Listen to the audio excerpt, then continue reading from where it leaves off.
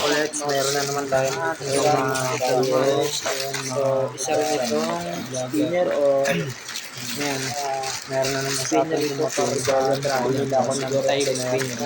Yung washing machine na maaari sila kung pinag-aaral yung alam ko timer nga to kasi mayroon pa akong biniling capacitor. Bali dalawa, 5 microfarad para pang spinner. Excited na ako. Kailangan natin buksan.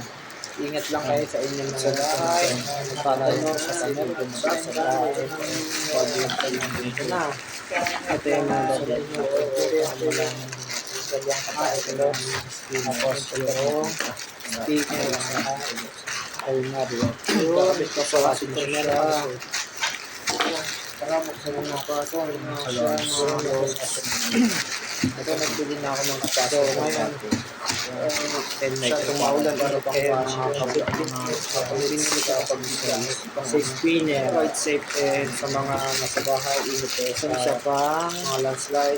Biglang 5 lang ito. Nakita niya yan. Ito yung DIY tester. Ito yung microfarad na tester. Try din natin ito. Itong DIY tester is na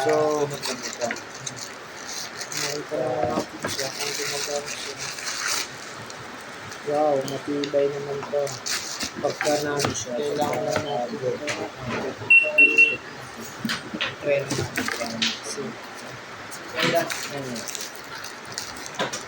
kailangan talaga niya is ito. Ngayon wala po siya. Kailangan natin hindi po siya pero tapos iseset natin siya sa ano kaya ito? Yan, sa NF. Timer ba to o NF?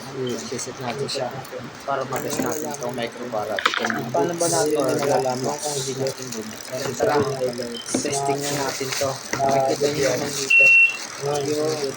Habang naririnig nyo nagtutulog ng ganito, timer siya, timer. Habang yan sa pang washing machine, sa try natin. Pero may pinapiligasyon. Itong spinner lang mag-try gamit itong itong DIY tester.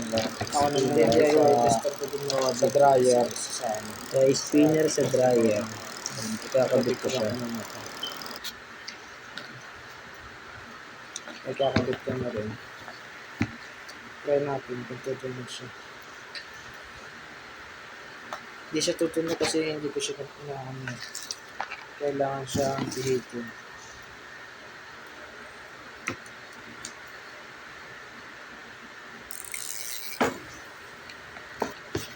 Yan.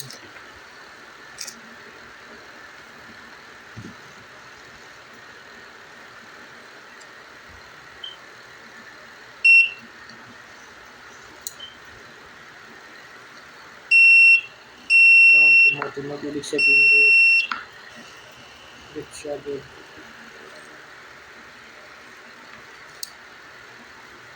Yung good siya, pumapalo siya ng 5.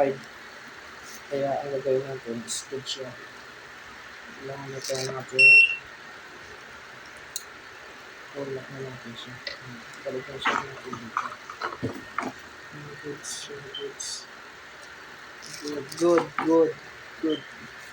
Ibig sabihin na gumagana sa pakinggan niya. Yan, makikita niyo may good yan. Yan yung mga good na. Kasi dito na lang ulit. God bless. Bye-bye.